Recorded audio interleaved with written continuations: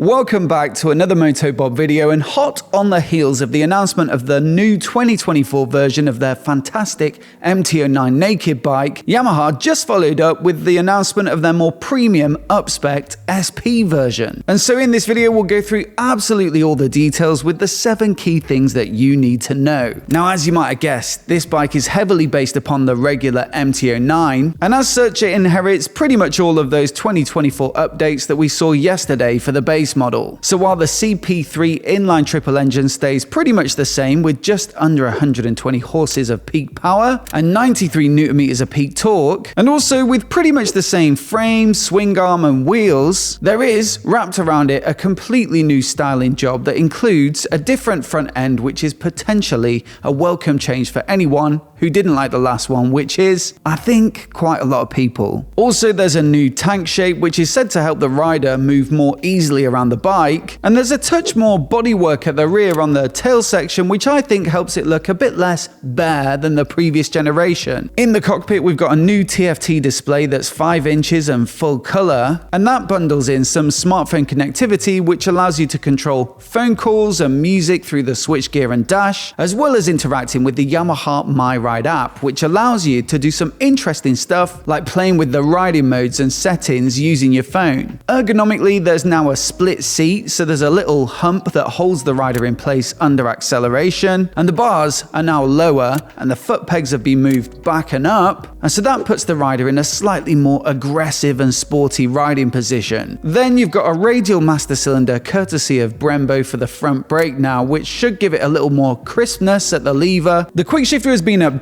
so that it disables at extremely low or high revs and at a constant engine speed. Tyres have been updated from Bridgestone's S22s to their newer S23s, and the rider aids now include a back slip regulator, which helps to prevent rear wheel lockup under aggressive downshifts. On top of the slip assist clutch, it's a little bit more nuanced. Then, to improve the acoustic pleasure that can be derived from this bike, which was already, pretty good in terms of sound, they've carried over the acoustic amplifier grills that they introduced on the MT-10 last year. And so now, despite the latest Euro 5 Plus emissions regulations, which presumably, like most of the new bikes on the market, stifles the exhaust note a little, there's still plenty of noise where it matters, which is around the rider in the cockpit. So that's a quick whistle-stop tour of the base MT-09 updates that carry over here. And there is a full video on the channel where we go into more detail, so I'll link to that in the description in case you haven't seen it already. But what about the updates that are specific to this SP model? Well, we'll start with the brakes, and it's now getting Brembo's top-of-the-line Stylemma calipers, and Yamaha claim that these feature a slimmer piston and brake pad area compared to conventional calipers, as well as being lighter and more rigid, and the result, they say, is enhanced control in terms of braking input. On top of that, they also say it uses larger diameter pistons, and that allows for more braking power, and so these new brakes should not only be a significant step up on the base model, but also the previous generation SP, which was using the same Advix-made calipers as the base bike. Now, the suspension package also gets a tweak, which should lead to better handling on this 2024 model, and although it looks roughly the same with the 41mm upside-down KYB fork and the Öhlins monoshock at the rear, both actually feature a higher spring rate, and Yamaha say that'll give better stability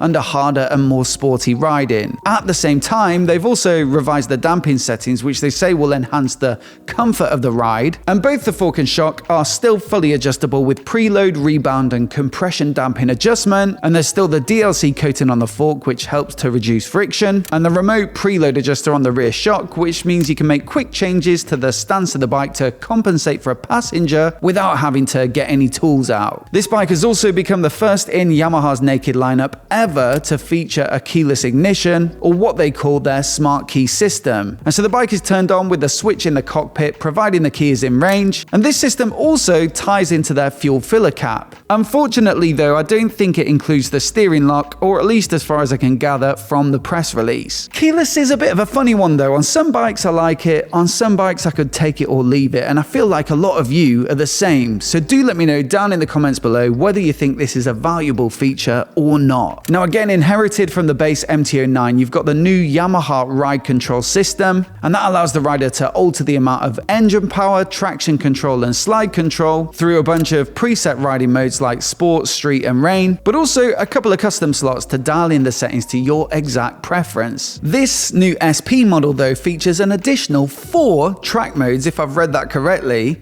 and I think the idea of having so many slots is that you can set the bike up for specific circuits or differing specific conditions on the same track. Within the track mode you also get a few extra settings, so there's the ability to alter the level of engine braking and also the level of their brake control, and on top of that you can also fully disable ABS at the rear, which is of course going to give the rider a bit more control. Now all of this again can be edited either through the My Ride app, or you can do it the old school way, which is through the switchgear and dash. And there is another nice bonus on that new 5-inch color TFT display for this SP model, which is that it gets its own dedicated track theme, which includes some extra information like a lap timer and some other track focused details which they didn't disclose. As is the norm for the SP models, you get the dedicated paint job which combines black, silver and Yamaha's racing blue, and the idea is that it references the closer relationship with their R1M superbike, which they say is the most advanced production bike in terms of performance that they've ever built. Naturally, this is a slightly different paint job to the previous generation because of those new bodywork shapes, but you are getting roughly the same idea with the blue wheels and the extra pop of gold and yellow on the suspension. And personally, I think those new Brembo style lemmas also help with the looks a bit, and a nice touch on the SP is that you get a polished aluminium swing arm which is actually painted black on the base model. Now there's no word as of yet on the exact price for this bike, but it's expected in the next week or two, and they say bikes will be in dealers from June 2024, or at least here in the UK. Now for reference, the base model last year cost £9,810, whilst the SP model was an extra 1,500 quid at 11,310. So expect something similar for both bikes,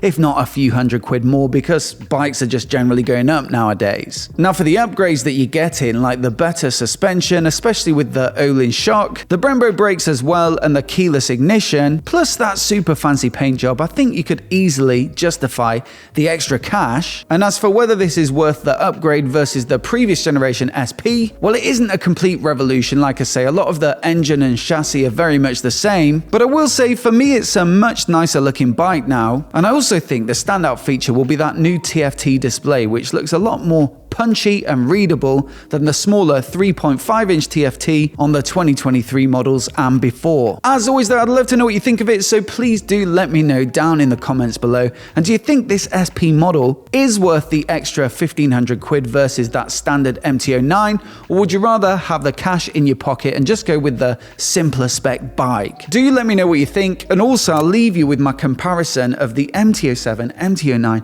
and MT-10 that I shot this year at a Yamaha press day. Really enjoyed making that video, so do give it a click if you haven't seen it already. Hit subscribe if you've not already as well to see more of the latest motorcycle news like this right here on YouTube. A massive thanks for watching today, and we'll see you in the next one.